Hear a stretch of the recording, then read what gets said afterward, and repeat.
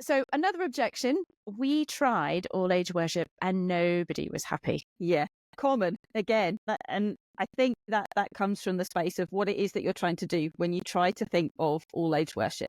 Often people approach all age worship from this thing of, okay, I need something for the tiny wee babies and toddlers and what have you. I need something for those that are at primary school. I need something for those really awkward high schoolers that are just going to sit there looking at me bored. And I need something for those students or those that have just started out at work or whatever it is, all of that age spectrum. And so you end up with a service that is literally designed in like 3 or 4 minute chunks, and only a 3 or 4 minute chunk is designed to hit you. You end up with far more of a service that isn't for you and hasn't been designed for you. And that's really not going to work for anybody.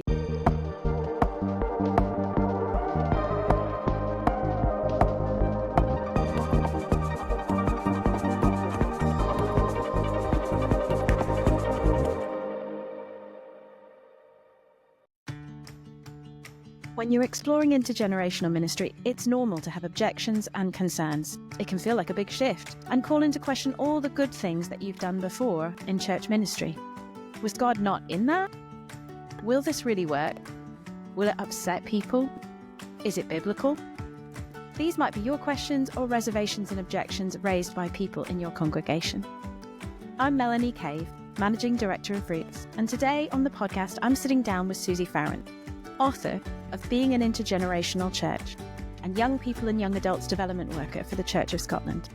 We hope to give you some food for thought so that you can address these concerns and together with God, find the way forward for your church community.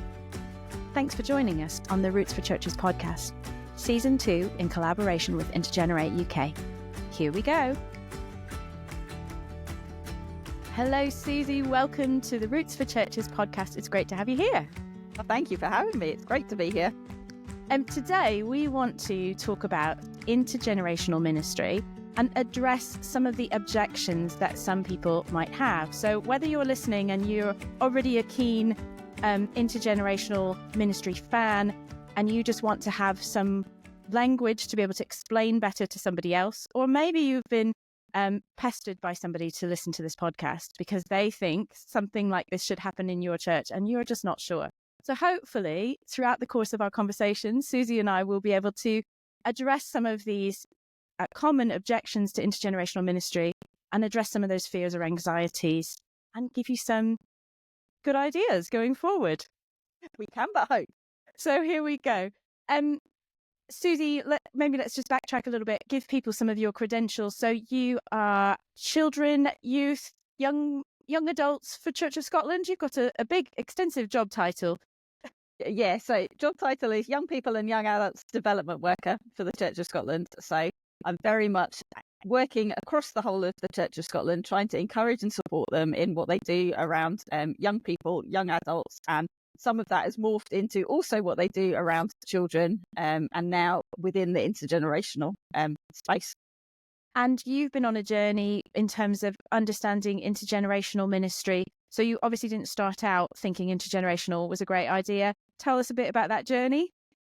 Yeah, I think that it's been a long journey in some senses. In other senses, it's been quite a short kind of very recent journey. But I trained in youth ministry and was a youth worker for a church for a number of years. And then I guess even while I was part of that, kind of recognizing that the young people were part of the youth group, but weren't actually feeling like they were fully part of the church.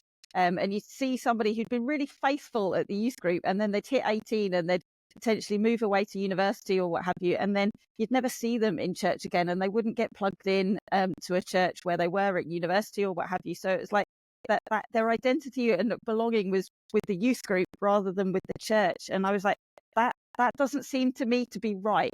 What's going on? It's not God isn't done with them when they hit 18. So what's happening? What's going on there? So I started to explore, particularly when I moved into the role I'm in now, and was just given a wee bit more space. You're not in that kind of day in, day out, trying to come up with, this is the plan that we've got for Sunday. This is what I'm doing at the Girls Brigade. This is what I'm doing at the SU group in the school. So you had a wee bit more space to be thinking about stuff. And equally, I was hearing stories from a number of different youth workers and children's workers and stuff from around the country. And you started to spot commonalities and common threads. And then as I was equally reading a wee bit more, kind of exploring some different thinkers, and started to come to understand that thing that I always knew, that young people are really important, and we need to be ministering to them, that actually that needs to come from a basis of being an intergenerational church, and that the whole age segregation model that we've had for the last 50, 60 years isn't working. And it's not what God has designed the church to be. We've made church into something that it shouldn't be. If you like, we've genetically modified church. And I think there's something about now we need to undo that. We need to get rid of that, and we need to get to something different. And that's not saying we're going back a century and doing church what we did like 100 years ago. It's actually about going, actually, what is church that God is calling us to be? Who is God calling us to be as the body of Christ? What does that look like in our own context now? How do we get there? How do we unravel some things, and how do we move forward in the way that God is calling us to be? I quite like that genetically modified analogy, because I do think there's something about the way that we've done food in the last sort of, we moved to processed food, we moved to fast food, and it was all quick and efficient and very tasty. And then our health not healthy kind of caught up with us, and we went, oh, but it's also not good for us. Our bodies are not designed to process highly refined, sugar. And so there's something about the extra work of healthy food, and the extra work it is for our body actually keeps us healthy. And let's be honest, intergenerational is probably a little bit harder work, or maybe a lot harder work, depending on your setting, but it is healthy for us, and for our longevity, for the health of the church, it is important. So for the sake of this podcast, I'm fully with you on all this, Suzi, but I'm going to play devil's advocate and ask some questions, hopefully voicing some of the concerns that people hear around the church when they start talking about intergenerational ministry. And I'll just let you respond to them and hopefully be convincing. But I'm not sure if I'll be able to stay in character as devil's advocate the whole time. I might chip in and agree with you. But here we go. We'll have a go. So one of the primary objections that we hear to this is, but our church doesn't have any children. So how could we possibly do intergenerational ministry? We haven't got any children. Yeah, it's a very common objection. I hear it quite a lot. And it always makes me cringe because I think it's almost a misunderstanding, even right from the off, as to what intergenerational is all about. And I think part of that is it's very relatable kind of misunderstanding. Like it's very common, and I can see where it's come from.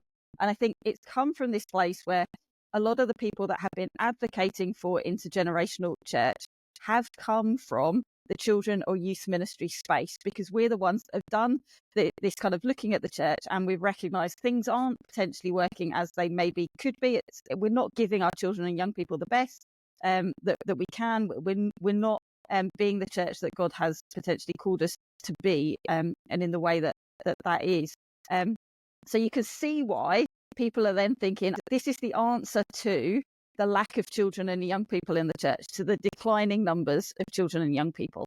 But actually, this isn't a magic church growth strategy model type thing. This is about who we are.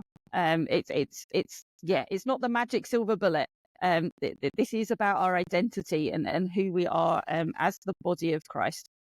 So equally, I would like just take us to that point of what does the word intergenerational mean, and what is that about? You can split the word in two. You can split the word, and you can have inter and you can have generational. And the question that objection of but we have no children is focusing on the generational part of the word, and you can kind of go, okay, so we have no children, that's one generation. But actually, what other generations are there in the church? If we look and see that a generation is broadly defined by age, and there are some people on the edges of brackets or what have you that would argue that they're one generation or the other, and it's a bit more murky in those middle spaces, but you've got children, you've got young people, you've got those in their 20s, so the students and that kind of level. You've got those that are that really young adult space of kind of the 25 to 35 kind of era, and you've got those that are in their 40s and 50s. You've then got those that are in their 60s and 70s, the newly retired and the really old. So actually, in our congregations, we may have no children, but pretty sure most congregations are going to have at least 2 generations. Even if you're an older congregation and you've got your 60 plus, actually even 60 plus, you've potentially got 2 generations there. So then the inter piece of the word can then come into play. It's about how do you get the 60-year-olds being in relationship with the 80, 85, 90-year-olds, and the kind of underlying ethos of the intergenerational space in terms of being intentional and being mutual and being core to how we are as church life and being lived out, then becomes about, okay, how are we building relationships between the generations that we do have and shifting our culture to that space so that if we do end up with children, young people, those in their 20s coming along, actually we've created the underlying culture and ethos that is then going to be able to work in that kind of way, that it won't be alien, and that actually it's the best that you can kind of be and do. It's a culture of accommodation, of being aware that the needs are different for different groups of people, and a culture of awareness of, that we're not all the same. Now, I think you could argue that maybe in those sort of top 2 generations, maybe the needs and desires or preferences are quite similar. Whereas if you maybe 80-year-olds and teenagers, maybe the preferences and desires feel much more disparate. But, at any church leadership team meeting, it doesn't matter, does it? Any group of people, there can be disagreement, there can be preferences in style, and it is sometimes down generational lines, sometimes it's not. But as you say, that desire to create relationship across generations and see that people see the world slightly differently and have different needs, that's sort of what this foundational idea of intergenerational is. And why should a church that doesn't have young people sort of change the model of their church, change the model of their worship, change the way that they worship to be more intergenerational? If what they say, well, who we have now, they like it the way that it is. We like our hymn sandwich, we like our sermon, we like the way we do tea and coffee. It's working for the generations we've got. Like, what you're obviously, there's something there that is not intergenerational, and we're saying it needs to shift a bit more. What do they need to change? I think we often end up in this space of church is working for me, so it's good and it's okay, and this is how therefore church should be. And we do that from that kind of consumerist place almost, that we want something that works for us. And we forget that it's not just about not working for folk of a different generation. It's actually about that missional space, in terms of, okay, so yes, you've got folk in their 40s and 50s in your congregation, you've got some there, but actually how many people are there in your community that aren't engaging with church because how you do church doesn't fit them or how they work or kind of what's going on. So I think shifting to be much more relational, which is what the intergenerational thing is really about, and to be a lot more participative in how things are and go on, and how sharing story and testimony is really important, and coming from that mutual space. I think that's something that it's not just how folk from different generations can engage with it and with each other. It's also recognizing that actually there are folk who aren't yet connected to the church, who we would love to be in church, and so maybe this is equally something that they can do. You may live in a community where there are no children and young people, that those communities exist, that they are kind of there, but that doesn't mean that the intergenerational way of being church is not right for you, because it's the interplay, it's the inter bit of the word that's really important. It's about how you engaging in relationship, how are you recognizing that each person has something to offer, that each person is made in the image of God and can bring some of that into who you are as a community and how you worship and what goes on in those kind of ways. So yeah, we so often think about, this is what I want, this is what I need, this is what has worked for me, and you're like, and you can feel like, oh, you can equally feel, I grew up in church, I had to live through something that potentially wasn't really for me either. I got bored colouring in or what have you. And you can think, okay, so I had to do it. Well, you now as a child have to do that because that's what I did. And so there's something about how can we come to this from actually the space of God's heart for our communities and our people and kind of go, actually, it's not just about me. This is about who God is calling us to be and how God is calling us to reach out to everybody and to include everybody in the body of Christ in that way. What I often say to people is that intergenerational ministry is not really just about making things accessible for young people. It is interactive, engaging all the senses, it's discussion, it's relational. It's a way of doing church that is helpful if you've got dementia, maybe if you are neurodiverse, perhaps English isn't your first language. And so lots of auditory content coming at you from the front that you've got to process, or lots of things that you've got to read on a screen or a sheet.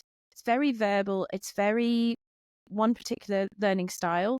It doesn't work for quite a lot of people, and it might work for us at one stage of our life. But later in our life or in a different season, maybe if we're going through a hard time, all of that, it can be hard to process. So a more interactive, relational, multi-sensory church experience often works for a lot of us. And there's also sort of studies they've done out of Harvard of like, people have this perception that if they go to a lecture, they've learned a lot. So they rate, how much did I learn? And they say, I heard this lecture, I learned a lot. Then they took a test, they hadn't learned very much. People went to a discussion and an interactive session.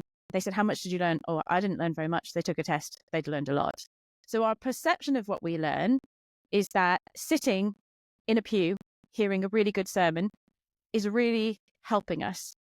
But when it comes to living out our faith, it probably isn't.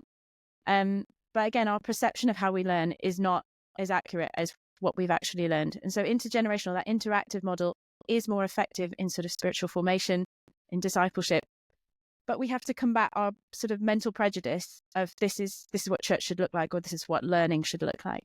And I totally agree with what you're saying. See, I'm struggling to be devil's advocate here. Yeah, you that, can't do it. that the church is one of the only institutions that exists for its non-members. You know, like we have to be shaped by our community, by those who are not yet part of us. Yeah, and that is hard because it becomes being selfless. Yeah, tricky. And so another objection, putting my devil's advocate hat on again, we tried all age worship and nobody was happy. Yeah, common again. And I think partly that comes from the space of what it is that you're trying to do when you try to think of all age worship. Like often people come and approach all age worship from this thing of, okay, I need to fit something in this kind of hour-long service that hits people of all different ages. So I need something for the tiny wee babies and toddlers and what have you. I need something for those that are at primary school. I need something for those really awkward high schoolers that are just going to sit there looking at me bored. And I need something for those students or those that have just started out at work or whatever it is, all of that age spectrum. And so you end up with a service that is literally designed in like 3 or 4 minute chunks, and only a 3 or 4 minute chunk is designed to hit you and who you are and the generation that you're a part of. And you can see that's not going to work for anybody. Like, who goes to an hour-long thing knowing that only a 3-minute chunk is going to actually be aimed at them? I hope you were paying attention for your 3 minutes. Yeah, if you suddenly needed to go to the toilet at that moment, or you're done. And you end up with far more of a service that isn't for you and hasn't been designed for you, and that's really not going to work for anybody. So I guess for me, that the key to then approaching intergenerational worship is to, instead of thinking about age, is to approach it more along the spiritual styles basis, because people of different ages can have the same spiritual style, and so therefore engage with those different types of things. So that's where, like, from my perspective, Roots resources are amazing, because that's what they've been written on. So actually pick up some Roots resources and plan an intergenerational service, and you will be sorted. It will be the hard work's done for you. And those who don't understand spiritual styles, the really, really quick recap is that most of us have one or two ways that we relate to God, a preferred pattern of relating to God. So word, you're interested in reading, in talking, in discussion, in thinking about things through ideas and words. Emotion, you may really connect emotionally in worship through music, or you might really connect relationally, hearing other people's stories. Your primary way of connecting with God is those feelings and that feeling of connection that you get there. Symbol, so you love ritual, mystery, lighting a candle, being out in nature, connecting with God through the mystery and the unexplainable. And sort of senses of transcendence and in worship. And then action is the fourth one. What's the point if we're not making a difference in the world? How can I actually put legs to this faith? How can I serve the poor? How can I connect with my community? Faith without works is dead. And so, let's stop singing about it and go and do it. And so some people, primarily, that is their way of connecting with God. So as you said, the Roots resources are sort of tagged throughout everything to have those 4 letters: word, emotion, symbol, and action. And as you said, it can be children or adults. We're all different. And it's helpful for us to connect with God in ways that aren't our primary spiritual style as well. So it's not that everything has to be just it's not consumeristic in that same way. But you're right. It's not about age. It's about ways of connecting with God.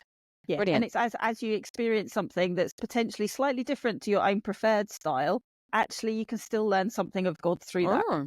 And you start to explore the bigness of God and how God is different, and all of those kind of bits and pieces. So when you approach all age worship, don't approach it as all ages. Approach it as all styles, and also think about, actually, it's the relationship part that's really important. So it's how are we enabling the people of God, so the people that are there, to engage and encounter God, and then also how are we enabling all the people that are there to engage with each other as things are going. So that's where then things like conversation between people becomes really important, and rather than it necessarily just being conversation with the people that you happen to have arrived at church with, so your own immediate family, or you've maybe got all the children sitting together, or what have you, or you've sat next to your best mate. Yeah, or you've sat in the same pew next to the same people for the last decade. Those things is actually about let's be a wee bit open to some experimentation and speaking to somebody new or somebody different, and kind of actually recognizing that it's through speaking with people that are different to us that we learn more about who God is. So it's about approaching things in those kind of ways. And when you're starting off on that journey, I think it's really important to take the congregation on the journey with you, to do that piece of explaining why you're doing things in the way that you're doing them. And that's really important for children, as well as it's really important for all the adults to kind of get and see. It's the buy-in and the willingness, and sort of that attitude or heart change to be willing to learn from other people, be willing to be slightly awkward in a conversation initially. And I do think those group conversations can be facilitated. If the question comes from the front, talk about this in groups. It's a little bit awkward, turn to the person you don't really know that well, but people are compliant. They're British. Yeah, there's equally something about time, you know? These things take time. Like relationships take time to build, and change takes time to get used to and to feel okay with, and all of that kind of stuff. So while you may experiment and do one service, people might have a bit of they might be up, they might not be. Some things that don't work, they then challenge you on it and say, "Oh, we didn't like that," and the temptation is to go straight back to what you know, whereas actually you just need to take that time, and kind of like experiment and be okay with experimenting, and to also not listen just to the voices that are potentially a wee bit more negative, but actually learn to get hold of the voices that actually might be a bit more positive. Because generally what we would do is we only say something if we're feeling that something's wrong, or something needs change. We won't actually kind of be sharing when things are good, just because that's who we are as British people. We like to complain rather than to celebrate. So let's get off that and let's do that celebrating. Let's kind of be sharing one another's stories as part of that worship space, so that actually somebody who is sitting there thinking, I found that really difficult, they can then hear a story from somebody who that was amazing, that was life-giving, that really enabled them to counter God. And so that the person who's feeling a wee bit apprehensive can kind of go, oh, okay, there's maybe something here, maybe I can be a wee bit more open and approach things in a different way. And okay, it's maybe potentially not working for me right now, but it might if I give it time and if I give it space, and actually if I approach things from the point of view of God can work and God can speak in different ways and all of that. So it's that being open to the Spirit working in different ways. Yeah. So yeah. I think another trick is sometimes we have the all age service once a month and people go, oh, I've figured out when the all age service is, I will avoid it, or I will come, or whatever. That's when I'm going to plan my holiday. We can sneak a little bit of all age, a little bit of intergenerational into all services, again, so that we're building those intergenerational muscles. So that, because as you say, it's a skill, there's a skill and an attitude change that comes as we start to appreciate and love people that are different to us. And if you only have to do it once a month, and it's a little bit awkward, people are like, oh, okay. But if every time you gather, there's an opportunity to go and find someone of a different generation and pray with them, or something very simple about the way that you do the rotas for your serving. If there's intergenerational partnership there, you will get to have those conversations and relationships more regularly, and the skill set gets built. It's like when you go to the gym once a month, you see no change in your body. And I think it's the same with this, that we do something once a month and hope that it will change church culture. And often it's a bit slow. So I'm not saying that you have to do an intergenerational service every week, but trying to drip feed those values in more regularly means that the church goes on the journey a lot quicker and you get less complaints. Yeah, absolutely. And you can do that through, equally, I think sometimes people are only willing to experiment in a traditional service or what have you with the bit that the children are also in for, because that's the bit that the adults don't necessarily think is for them because they're waiting for the sermon. And children are a wee bit more kind of open to things being different because that's what life is like as a child. Everything is new and different. So I think there's something around, even within the kind of more traditional adult space of the service, actually going, you know what, through the prayers, can we, instead of having somebody praying from the front, can we pray with each other one day, or can you, like, as you're doing the sermon, do the sermon, but then get folk, ask a question and get folk to turn to each other and explore that question, and kind of, so it's almost starting in little bits, in little bite-sized things to encourage and shape and enable, particularly the adults, to recognise that some of this intergenerational way of being and doing stuff actually is for them as much as it is for the children. Because you can have that kind of perception of, oh, this is about the children and us getting more children and young people engaged in the church again, forgetting that actually it's about you, whatever age you are. And it's about us enabling church to be what God has designed it to be. And so, yeah, it's just as much for you as an adult as it is for everybody else. It allows everybody to bring a contribution rather than to be sort of passive consumers. But that, again, it's a mindset shift, definitely. Okay, another objection that we heard is nobody wants change. Yeah, welcome to Earth. It's true. Nobody wants change. And as a church leader, guiding churches through change is exhausting. Taking people on that journey is exhausting. I fully resonate with that. Yes. So what would you say to a church that is like, we want to do intergenerational, but nobody wants change? Nobody wants change. I would kind of go, and this is going to sound probably really quite harsh, and I don't mean it to in some senses, but actually, let's take a step back and let's look at who God is. Because our God, although God doesn't change, God is a transformational God. God is about making all things new. So creation, we mucked it up. And all the way through history, this whole story of God is a story of transformation. It's a story of how do we get to that place where we are in right relationship with God again. And so if we believe in a God of transformation, why do we not like change? We don't want to repent. Like, repenting is hard, isn't it? Like, I just, want to stay in my way that is comfortable, Suzi. Like, don't make me do anything different. I've got a full enough life, Yeah. And we get it. I mean, I sympathize with this one. Like, we don't like change. It's tiring. We haven't got capacity, a lot of us. Absolutely. We don't like it. It's one of those things that's bizarre in the sense of we love the fact that God has come in and changed our own life and made us new. But then we want things to almost stop there. Yeah. And please don't sanctify me. Yeah, don't God's keep working, done the hard work, and we're then kind of like, actually, we're kind of okay, or what have you, as we are.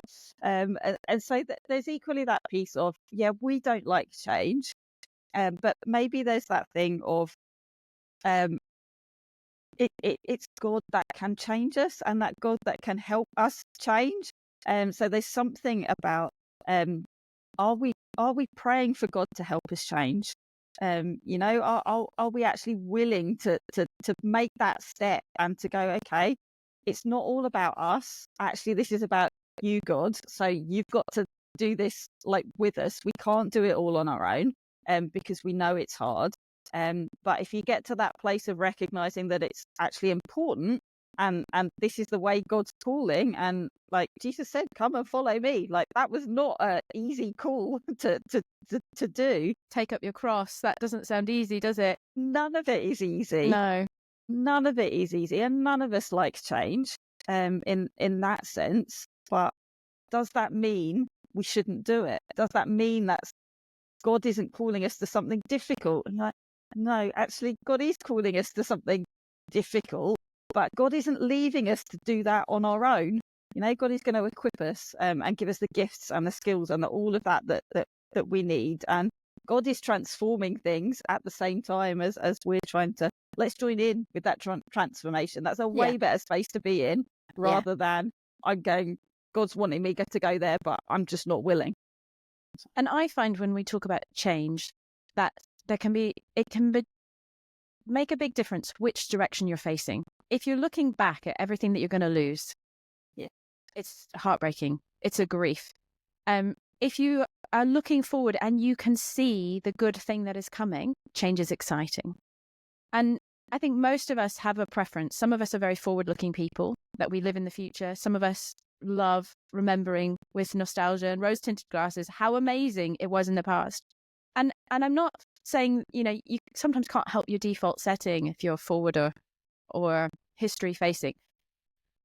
But compelling vision of what it could look like, little tasters, little glimpses of like, this is what it looks like. So again, there's something in leadership of change, of telling stories of this is what it looks like, here's where it's working, this is what we're heading towards. Keeping people focused on where you're going rather than on what you might feel like you're losing is really, really important when it comes to change.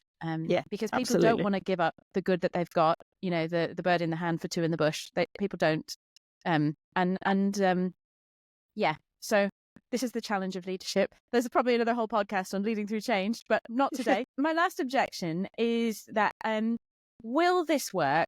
Is this a fad? Like in 5 years' time, will Suzi and Mel be on here going, no, wait, it's not intergenerational, it's this thing. Is it worth the work, and will it work? What do you think about that one, Suzi? Well, for me personally, I feel that this is what God is calling us to do. This is the church that God is calling us to. So I think there's a level of trust there that actually, if God is calling us to it, then God is in it. And so therefore, actually, it is utterly worth following and doing that hard work and going for it. Now, I'm not necessarily going to stop and say, actually, that God can't lead us off in different directions in the future or what have you. Like, we don't know the mind of God. That's not for us to know fully in that kind of way. But I would say this in becoming intergenerational church, it's not a fad, because actually it's our history as much as it is our future.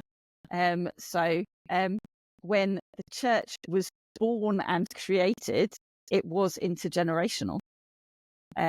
Even before the church was created, how the Jewish people lived and what have you, it was very much an intergenerational culture. And you hear the stories of the Passover and how it was children asking the questions and then exploring what the Passover meant as a family, as all different generations and things together. So it's actually, when you look back through history, it's really only been in the last century that we've moved off of that intergenerational kind of model and way of being. So I think it's hard work to get somewhere, and it's hard when you're kind of like, oh, is it going to work? Is it the thing? Is it the what have you? And I think there's a level of trust that we have to have, that God is calling us in the right direction, and that we're all listening and doing that in the right kind of way, and to kind of go, actually, it's exciting. Actually, the God always wants the best for us. So if God's calling us some way, actually, that's because God wants things to be better than they are. Which that's really cool, and that's a way to go. And like, I'm willing to do a bit of extra work or what have you, and difference, and to let stuff go, knowing that there's something better that I am being called into and transformed for, and all of those kind of things. Just good. So quite a lot of these objections we've talked about are practical. They're like, will it work? This is difficult. What will people say? But I guess you're coming back to the fact that this is where God is calling, and this is actually theologically, there's quite a lot of Bible and of history and culture pointing us towards that this is a good way to do church. You've written a whole book with Darren on being an intergenerational church. Can you give us just a sort of rousing theological, as you sort of mentioned Passover in the early church, but like, I think it's helpful for people if they're going to say, well, the Bible says, which Bible passages would you head to help people say this is theologically where God wants us to go? Or which Bible passages? Actually, the story of the Bible in many senses is the story, I think, of us coming to be the intergenerational church. God didn't just speak, like, even you go back to the story of Abraham and God calling him, and then actually saying, you are going to be the father of many nations, like many generations, and all of that stuff. And you see even in the kind of Gospels and the genealogy of Jesus, how actually generations were really important within all of that. And it's very classic when you can go back to certain stories. You can go back to Samuel, God speaking to Samuel when he was a wee boy. That's a real classic one to go to.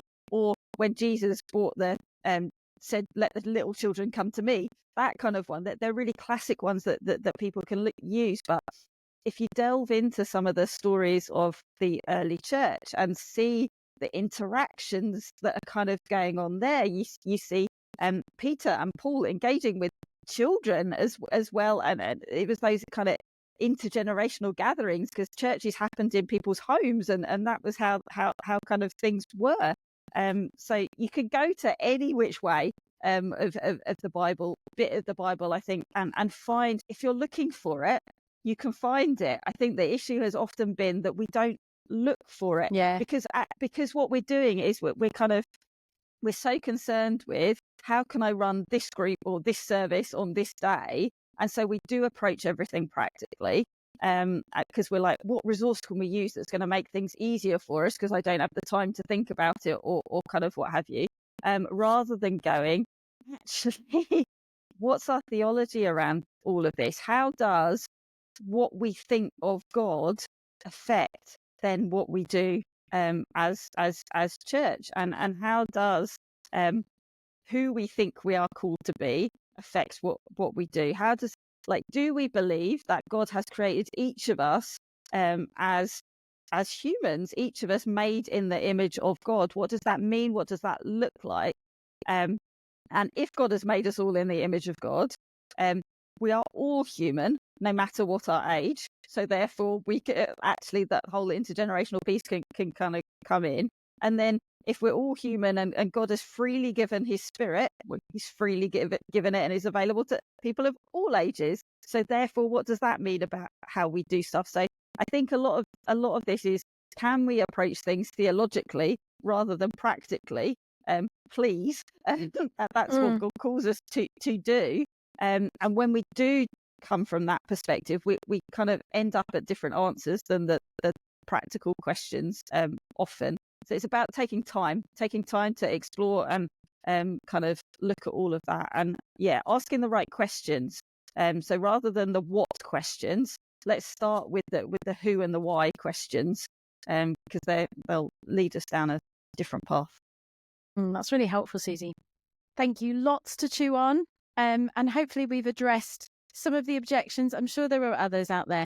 But I just want to encourage people and pray for people in their intergenerational journey, that God would show you the right way for your church, that God would soften hearts and shift attitudes, and help us to see with fresh eyes where God is leading each church.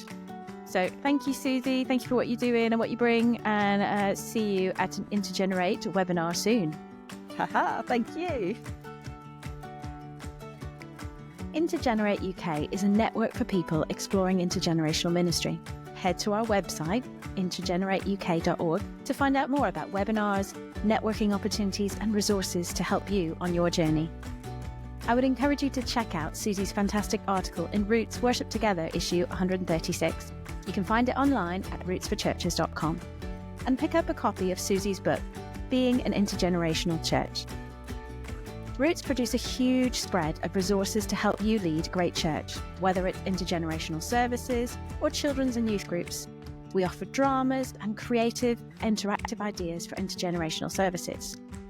Our Discovering God series of thematic resources would work well for youth groups or intergenerational settings.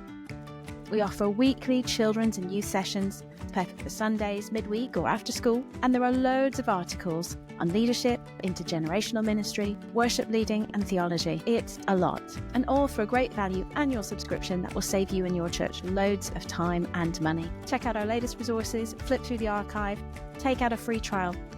And if you're already a subscriber, please spread the word. You could share this podcast with a friend or colleague. Subscribe so you don't miss future episodes. Together, we can grow.